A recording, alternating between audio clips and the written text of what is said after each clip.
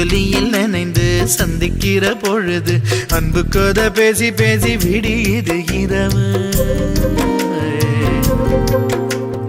ஏழு கடல் தாண்டித்தான் ஏழு மலை தாண்டித்தான் என் கருத்து மச்சான் கிட்ட ஓடி வரும் மனசு.